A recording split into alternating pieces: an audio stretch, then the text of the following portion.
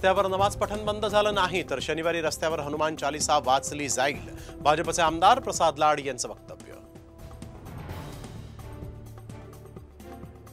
समाजामध्ये भेद आणि दुही निर्माण होत असताना काही ज्येष्ठ नेते मंडळी मूग गिळून गप्प, देवेंद्र फडणवीसांची शरद पवारांवर टीका। फुकट धमक्या देऊ नये, अन्यथा कोकणात सुद्धा फिरू देणार नाही, मनोज जरांगेंचाही राणेंवर पलटवार।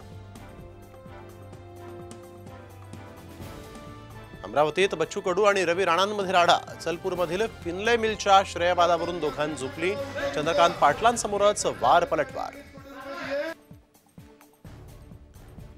काँग्रेस नेते सुनील केदार रमेश चेन्निथला यांच्या भेटीला, आमदारकी रद्द झाल्यानंतर भेट घेतल्यामुळे चर्चांना उधाण। माढ्यात शरद पवार अजित पवारांना पुन्हा धक्का देण्याच्या तयारीत, अजित पवारांचे आमदार बबन शिंदेंनी घेतली शरद पवारांची भेट। ठाकरे गटाचे सचिव वरुण सरदेसाई काँग्रेसच्या बैठकीत, काँग्रेसच्या वांद्रे पश्चिम मधून सरदेसाई निवडणुकीसाठी इच्छुक। मुंबई विद्यापीठाची सिनेट निवडणूक आता 22 सप्टेंबरला तर मतमोजणी 25 सप्टेंबरला होणार।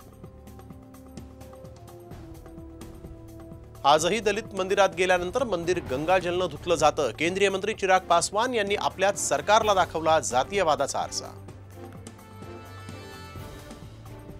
सरकारचं प्लॅनिंग शून्य, पुण्यातील पूरस्थितीवरून सुप्रिया सुळेंचा आरोप, तर प्रशासन सज्ज असून नागरिकांना त्रास होणार नाही, मोहोळ यांची ग्वाही।